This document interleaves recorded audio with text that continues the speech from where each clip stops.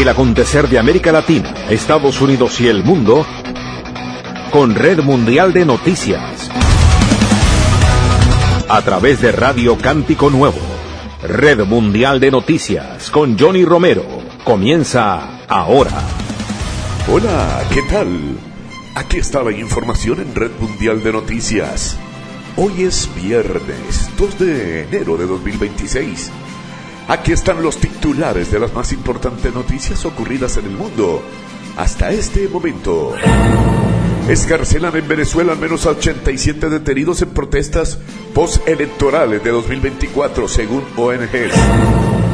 En Ecuador, Noboa declara nuevo estado de excepción en varias provincias y municipios. La presidenta de Honduras celebra fallo en Estados Unidos que declara ilegal cancelación del TPS. México detiene al Sagitario, el líder de un cartel acusado de terrorismo en Estados Unidos. Estados Unidos destruye otras 2 supuestas narcolanchas en un ataque que deja 5 muertos. Zohran Mamdani juramentó como alcalde de Nueva York en ceremonia de estación de metro abandonada. Rusia pide a Estados Unidos que detenga persecución de petrolero en fuga, informa el New York Times. Aquí están las noticias. Nueva York. Rusia pidió a Estados Unidos que detenga su persecución de un petrolero que se dirigía a Venezuela y que ahora huye de los guardacostas estadounidenses en el Océano Atlántico, informó el New York Times, citando a 2 personas en conocimiento de este asunto. Moscú. Rusia transferirá a los Estados Unidos la información obtenida tras el peritaje de los drones que sostienen que atacaron la residencia del presidente ruso Vladimir Putin en la región de Novgorod el pasado fin de semana, informó el Ministerio de la Defensa rusa. Estos materiales se transferirían a la parte estadounidense a través de los canales establecidos, comunicó Defensa rusa a través de Telegram. El órgano castrense defiende que realizó una inspección técnica del sistema de navegación de uno de los vehículos aéreos no tripulados ucranianos derribados sobre la región de Novgorod la noche del 29 de diciembre. Los agentes de inteligencia rusos lograron extraer el archivo de la misión del vuelo del dron, explicaron. Según cuentan, el descifrado de los datos de ruta reveló que el objetivo final de este ataque ucraniano del 29 de diciembre era una instalación en la residencia presidencial rusa en la región de Novgorod. Defensa dio detalles sobre el ataque ucraniano con drones contra la residencia de Putin en la localidad de Valdai. Según Rusia, desde distintos puntos de despegue, un total de 91 drones volaron hacia el objetivo, sobrevolando las regiones de Briansk, Smolensk, Tver, Novgorod, denuncian. Añaden que 49 drones fueron destruidos sobre Briansk y 1 en Smolensk y 41 en Novgorod. El lunes, las autoridades rusas comenzaron a denunciar el ataque ucraniano y el Kremlin lo llegó a calificar como un atentado contra el presidente de Estados Unidos, Donald Trump, ya que socavaba las negociaciones para la paz en Ucrania dirigidas por él. Aunque no reveló cómo, el portavoz del Kremlin, Dmitry Peskov, señaló que Rusia endurecería como consecuencia su postura durante las negociaciones para la paz. Trump, mientras tanto, quien el mismo fin de semana se reunió con Zelensky y habló por teléfono con Putin, compartió en redes sociales un editorial del tabloide The New York Post que acusa a Moscú de inventar el ataque para boicotear el proceso de paz con Kiev, en el que ha mediado el propio Trump. Según el mandatario estadounidense, la desorbitada reacción rusa demuestra que en Moscú, quien entorpece las negociaciones por la paz es Ucrania. Al mismo tiempo, la CIA no ha hallado indicio de que Kiev atacara recientemente con drones una residencia del presidente ruso, según Wall Street Journal. Desde el inicio de la guerra ucraniana en 2022, las autoridades de Kiev denunciaron más de una decena de intentos de asesinato o secuestro contra el presidente ucraniano Volodymyr Zelensky, incluido uno de los primeros días de la invasión rusa, cuando el ejército llegó hasta la capital ucraniana y hubo combate cerca de la administración presidencial. Por su lado, es la primera vez que la parte rusa denuncia un ataque que podría dirigirse contra el líder ruso, quien desde el inicio del conflicto ha brindado su seguridad. Nueva York.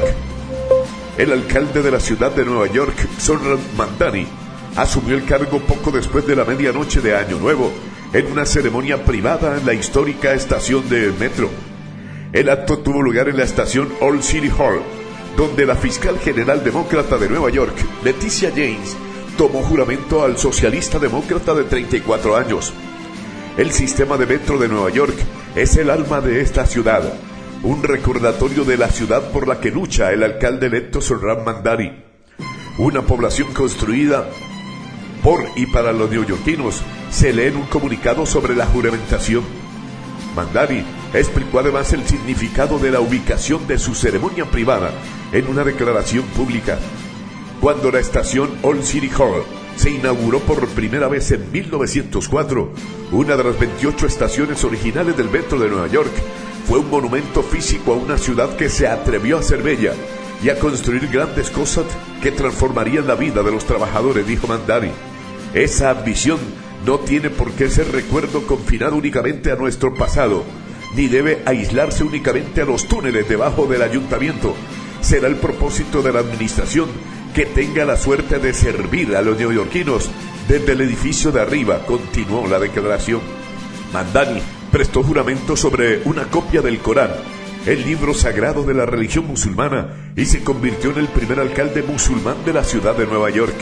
La ceremonia fue previo a un evento público el día del Año Nuevo, donde el senador de Vermont, Bernie Sanders, juramentó a Mamdani en las escaleras del ayuntamiento. Normalmente, solo se permite que unas 4,000 personas asistan a la ceremonia pública de juramentación, pero Mamdani invitó a todos los neoyorquinos a celebrar con una fiesta callejera en Broadway. James y Sanders son firmes aliados de Mamdani este último año, apoyándolos en su candidatura a la alcaldía contra el exgobernador de Nueva York, Andrew Cuomo, que se postulaba como independiente, y el republicano Curtis Sliwa.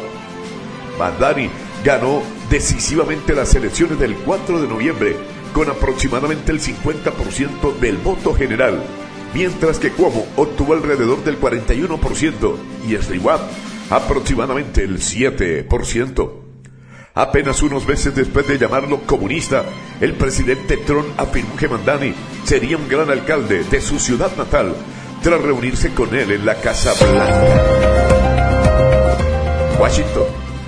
El presidente Donald Trump retrasó los nuevos aumentos de aranceles sobre muebles tapizados, gabinetes de cocinas y tocadores por un año, aplazando su implementación hasta 2027, según un comunicado de la Casa Blanca. Trump firmó una proclamación horas antes de finalizar el 2025, posponiendo los aumentos de aranceles sobre estos artículos que originalmente debían entrar en vigor ayer. En septiembre, Trump ordenó nuevos aranceles del 25% sobre gabinetes de cocina y muebles tapizados. Estos entraron en vigor en octubre, con tasas previstas para aumentar al 50% y 30% respectivamente para 2026.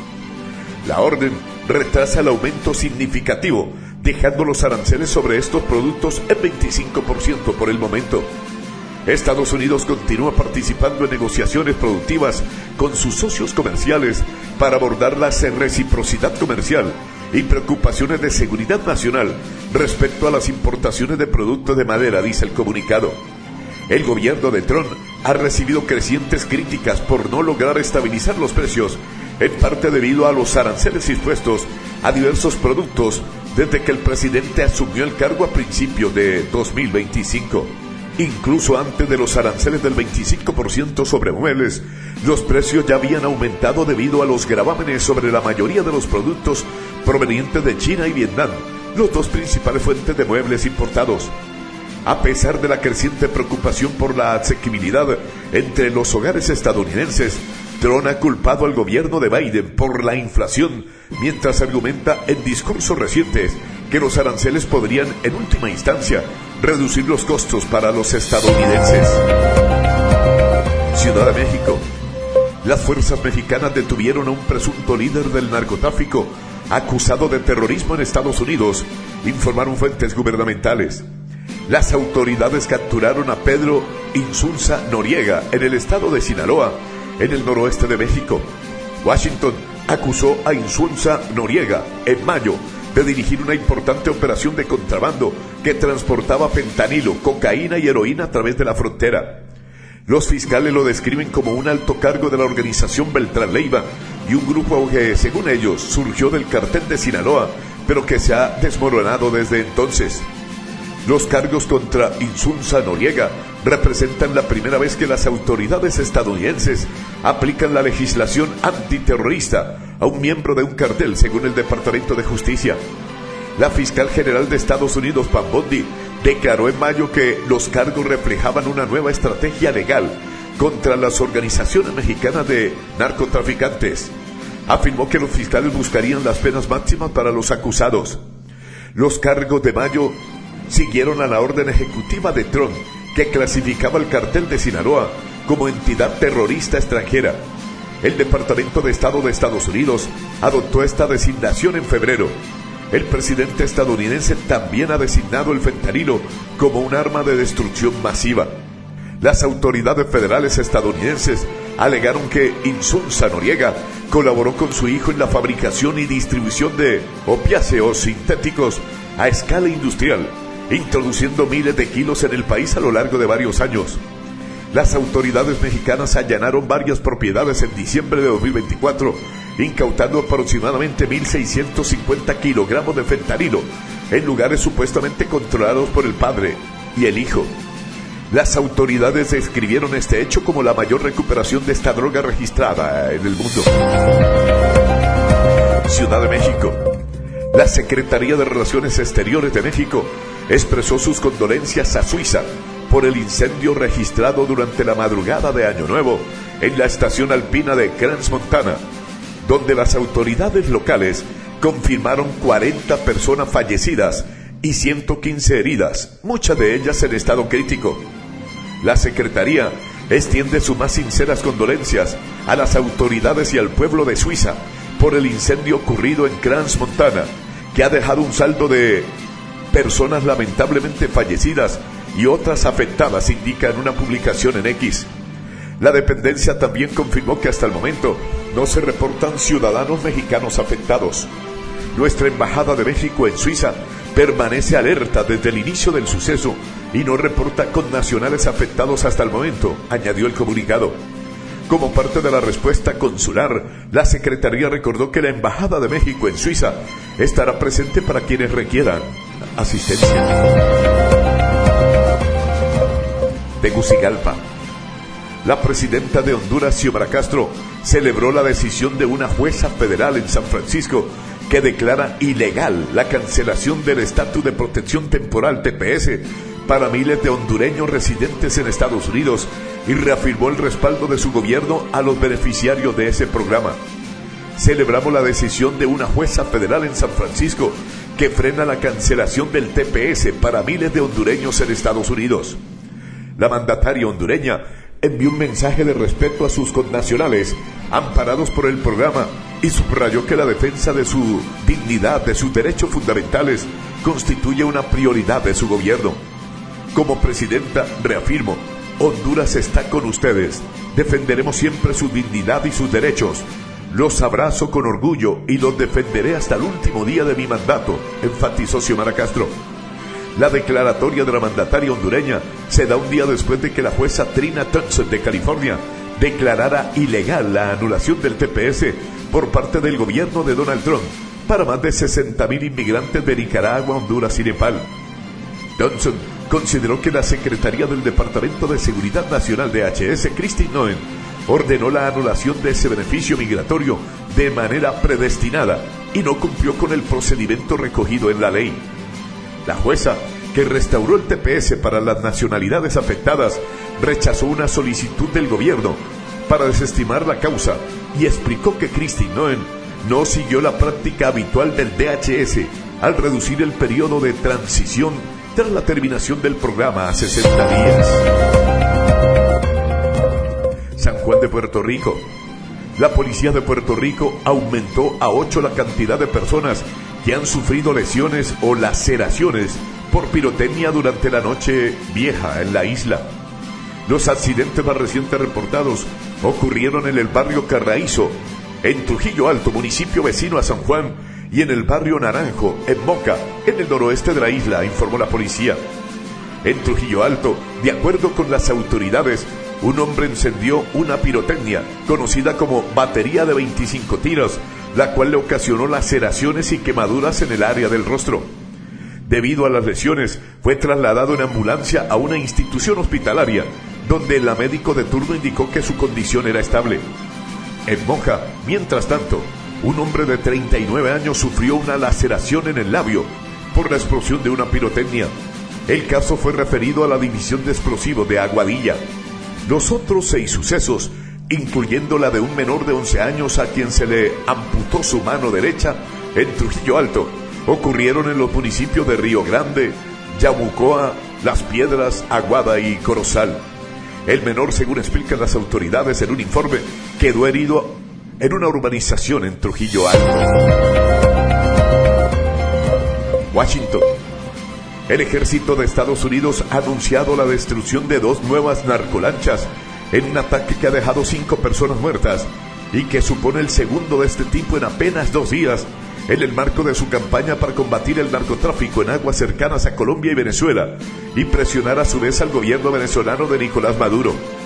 El ataque se llevó a cabo el 31 de diciembre, según informó el Comando Sur estadounidense, en el que no se especifica la zona geográfica en la que se produjo el bombardeo. El mensaje se limita a decir que el ataque se llevó a cabo contra 2 embarcaciones operadas por organizaciones terroristas designadas y que la inteligencia estadounidense confirmó que las embarcaciones transitaban por rutas conocidas del narcotráfico y participaban en actividades del narcotráfico. Un total de 5 narcoterroristas murieron durante estas acciones, 3 en la primera embarcación y 2 en la segunda. Concluye el texto, que va acompañado, como es habitual, de imágenes en video de los bombardeos. El metraje de apenas 21 segundos de duración muestra el bombardeo sobre ambas lanchas. El anuncio llega apenas horas después de que el Comando Sur, que encabeza la llamada Operación Lanza del Sur, divulgara que había destruido el 30 de diciembre otras 3 lanchas y matado al menos a 2 de sus ocupantes. Al igual que en la operación acometida el 31 de diciembre, las Fuerzas Armadas estadounidenses no explicaron si el ataque se produjo en el sur del Caribe o en el Pacífico Oriental, los 2 escenarios donde Washington ha destruido ya de manera sumaria casi 40 supuestos narcolanchas y ha matado a cerca de 110 personas desde el pasado septiembre.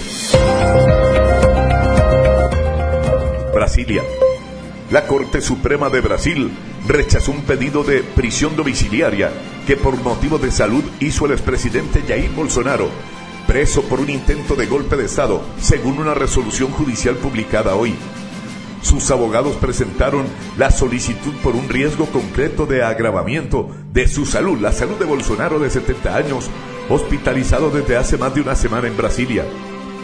El líder de la derecha brasileña fue operado de una hernia inguinal el 25 de diciembre y luego se sometió a un procedimiento contra sus recurrentes crisis de hipo. A diferencia de lo alegado por la defensa, no hubo agravamiento de la situación de salud de Jair Mesías Bolsonaro, consideró en su decisión el juez Alexandre de Moraes. El exmandatario cumple una condena de 27 años de prisión por tramar un frustrado plan golpista para aferrarse al poder tras perder las elecciones contra Luis Ignacio Lula da Silva en el año 2022. Bogotá.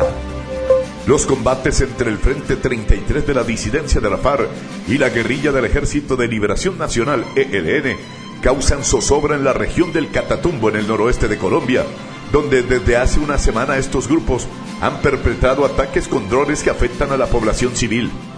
La situación más grave se vive en el poblado de Pilo, el Gringo, que hace parte del municipio de El Tarra, cuyo alcalde, Eider Robles, afirmó en un comunicado que los enfrentamientos entre el ELN y la disidencia de la FARC han ocasionado una afectación humanitaria de gran magnitud, impactando de manera directa a la población civil.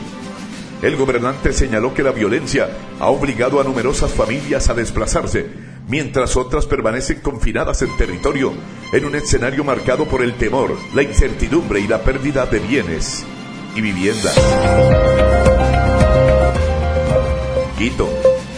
Daniel Noboa emitió un decreto el 31 de diciembre para declarar en estado de excepción a 9 provincias y 3 municipios del país, indicando que la seguridad y la violencia se han intensificado y se han extendido territorialmente. Se ha evidenciado una dinámica delictiva interconectada entre corredores logísticos y zona de influencia que demanda una respuesta estatal integral, coherente y focalizada, dijo el mandatario.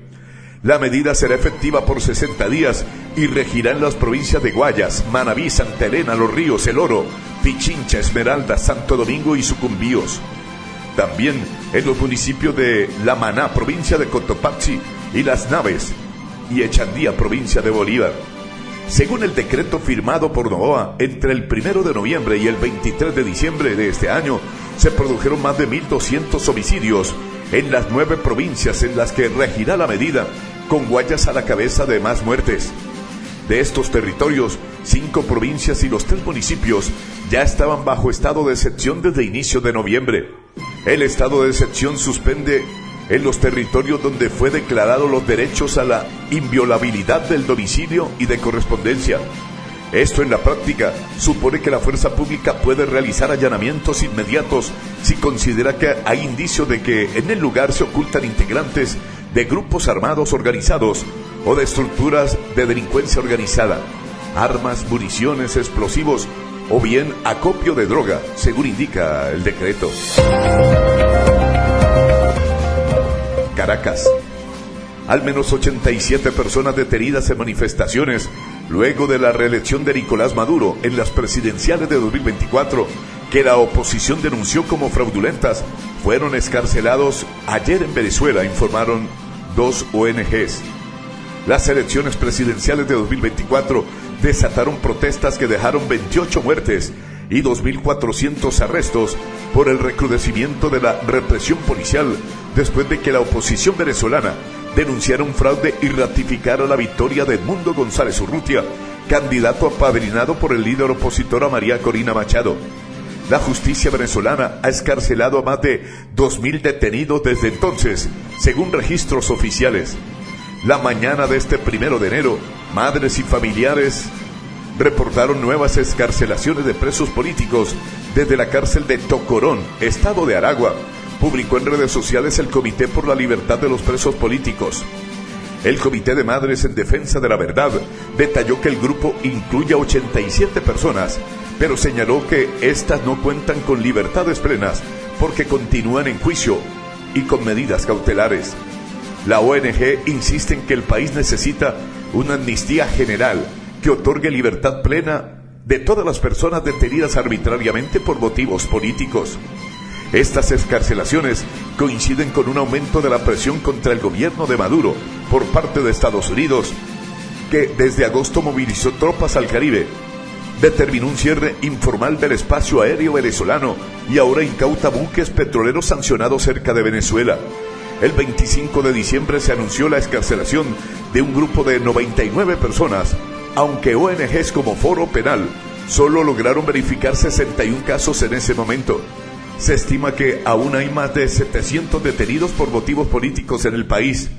Tocorón era un centro de operaciones de la pandilla venezolana de Aragua, que fue clausurada en 2023 y reabierta en 2024, específicamente para albergar a cientos de detenidos en las protestas postelectorales. Foro Penal, ONG que lidera la defensa judicial de muchos de los detenidos, destaca que la medida de este 1 de enero incluye también a 2 presos políticos de la cárcel El Rodeo 1, ubicado en el estado de Miranda. De acuerdo con testimonios, fueron trasladados en autobuses a las 4 horas locales de ayer jueves. En las últimas semanas se registró un repunte de arrestos por motivos políticos que contrasta con las excarcelaciones recientes. El Servicio de Inteligencia SEBIN detuvo a José Elías Torres, líder de la principal central sindical del país, y a Nidmer Evans, director de un portal de noticias. Las familias de ambos denuncian sus casos como desapariciones forzadas. Caracas. El presidente de Venezuela, Nicolás Maduro, ha señalado en su discurso de fin de año que confían que el 2026 sirva para afianzar un desarrollo técnico y militar que garantice la protección del país frente a las amenazas y doctrinas imperiales. En concreto, ha calificado 2026 como el año de afianzar el desarrollo técnico y militar que garantice la protección de la patria y una independencia irreversible frente a las amenazas y doctrinas imperiales. El mandatario venezolano también ha subrayado que será siempre leal a cada centímetro de suelo, mar y cielo del país. Un comentario este último que se produce en medio de la creciente tensión con Estados Unidos. Cabe recordar que esta misma semana, el presidente de Estados Unidos, Donald Trump, aseguró haber destruido una gran instalación vinculada con el tráfico de drogas en Venezuela. No obstante, no se ha proporcionado detalles sobre la ubicación de la misma, si bien, en caso de confirmarse, podría suponer el primer ataque directo del país norteamericano contra territorio venezolano. Amigos oyentes, por el día de hoy llegamos al final de Red Mundial de Noticias. Mi amigo personal Federico Santiago y Johnny Romero les acompañamos. Estamos estrenando año. Que el Rey de Reyes les bendiga. Hasta pronto. Feliz fin de semana para todos. Bye.